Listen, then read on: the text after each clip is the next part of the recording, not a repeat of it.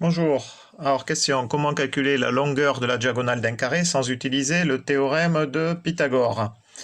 En fait, y aurait-il une constante au même titre que quand on a par exemple le périmètre d'un cercle divisé par son diamètre, on tombe sur la constante pi. Et ça, quel que soit le cercle. Est-ce que ça marcherait pour un carré? Donc voilà, c'est la question que je me suis posée. Alors, je vais prendre un exemple. Je vais prendre le carré de côté 1. Voilà, si je prends la diagonale de ce carré, je sais que c'est racine carrée de 2. Donc là, bien évidemment, là, c'est le théorème de Pythagore qui nous le dit. Donc, si je fais le périmètre de ce carré divisé par sa diagonale. Donc, j'ai 4 divisé par racine carrée de 2. Bon, en fait, le périmètre, pourquoi je m'embête avec le périmètre? Puisque les côtés, c'est les 4 mêmes côtés, même longueur en tout cas. Donc, ma foi, je vais partir juste sur le côté. Donc, je vais dire soit C, le côté du carré, et je vais dire soit D, la diagonale du carré. Donc, si je fais C sur D, C sur D est donc égal à 1 sur racine carrée de 2.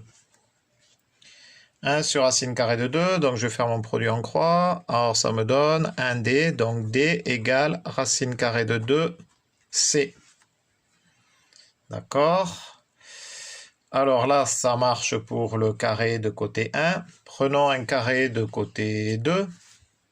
Allez, carré de côté 2, on va voir si ça marche aussi.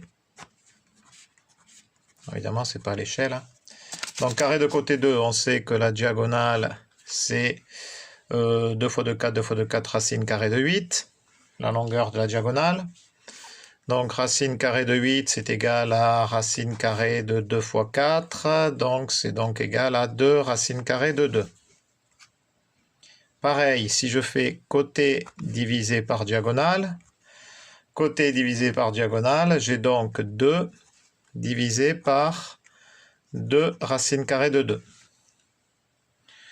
2. Donc là, c'est donc égal à 1 sur racine carrée de 2, puisque les deux s'éliminent. Et à nouveau, j'ai diagonale égale racine carrée de 2c fois c. Hop, voilà. Ah, c'est marrant ça. On a le même résultat.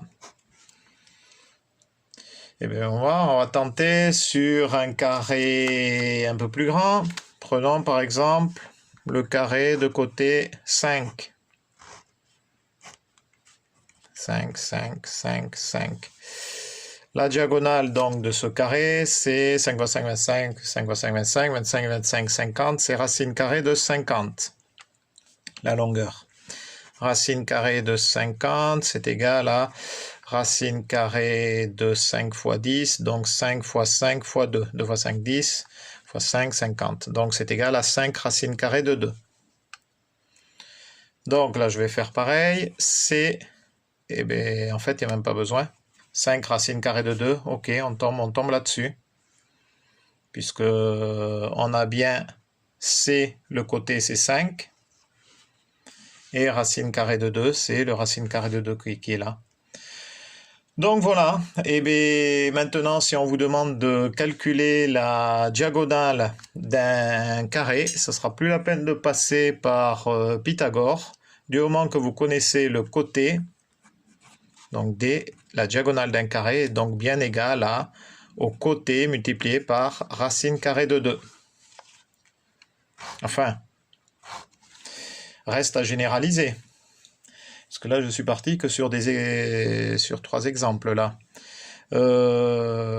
Donc, voilà, ça sera beaucoup plus simple. Et ça, par exemple, vous avez un côté de carré qui est égal à un nombre à virgule, ben voilà, vous n'avez plus qu'à le multiplier par racine carrée de 2 pour avoir sa diagonale.